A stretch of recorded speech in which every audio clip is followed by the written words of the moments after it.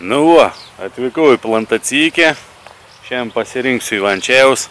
Matau, kad čia jau svečių buvo, bet vat teisingai rinko. Teisingai, va, žiūrėkit, va. Stebeliai pliki palikti, ne? Tai vat nubraukti taip.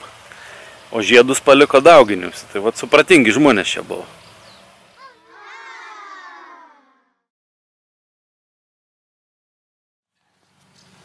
Šiokia tokia mokomoji medžiaga tiems, kas nemoka, neturi supratimo, kaip teisingai ir nekeiksmingai naudotis gamtos gerybėmis, renkant Ivančiajų.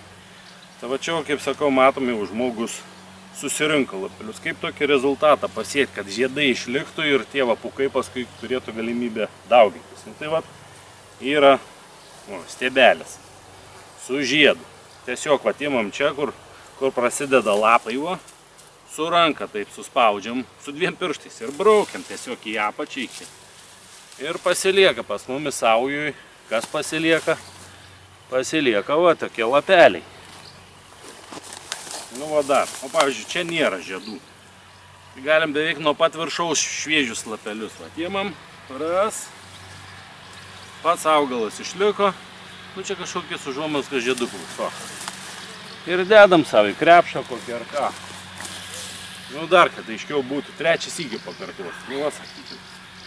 Yra žiedai, toj bus pukai ir lapų visas stiebas. Laikam už viršūnę švelniai, kad nenutrauktum. Ras.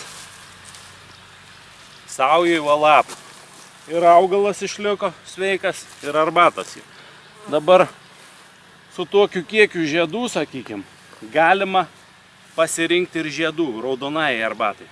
Žiūrėkit, nes tie, nu vat, nuo pačios pradeda tokias ankštikės būti. Čia pukai paskui bus sėklos, bet viršų yra dar tų žiedų. Nu tai sakykim, va, žiedą. Tai paimam ties tą vietą.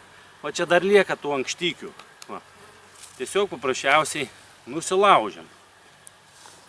Paimam dar vat vieną žiedą. Vat, ir nusilaužiam, bet paliekam tų anksčių dauginimus. Ir iš va tų žiedų raudonoji arbata gali gauti, susidžiovinu, sakykim. Bet tai nereiškia, kad visus žiedus dabar reiktų nuskinti. Nu, kokį pagal poreikius. Iš čia kokį, nu, gali ten. Nu, kokie 3 litrus kokį turą prisimti nepresuotų ir viskas. Tai va taip, tiek žinių. Tai va, tokios paukštikės žiedų, va tokios apimties susidžiovinus vienam žmogui kartą į dieną rytą atsigert podelį Ivančiajaus žiedų arbatos užtenka visam mėnesiui. Daug nereikia čia pešti, nesvarbu, kokį ta plantacija dydžio būtų. Palikit ir dauginimuisi ir kitiems. Pasidalinkit su kitais. Ir jeigu kas nors ten jau rašot komentaruose, kad, nu, kam gerti ten kažkokie su toksinais tą arbatą, arba teigiat, kad yra toksinų, tai būkit geri.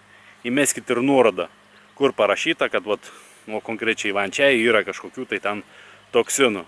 Antra vertus, tai kiekvienam augale, kurį mes vartojam, ten suvalgom ar užsipilam išgeriam, nu, tai kiekvienas augalas yra tiek nuodas, tiek maistas. Viskas priklauso nuo kiekių.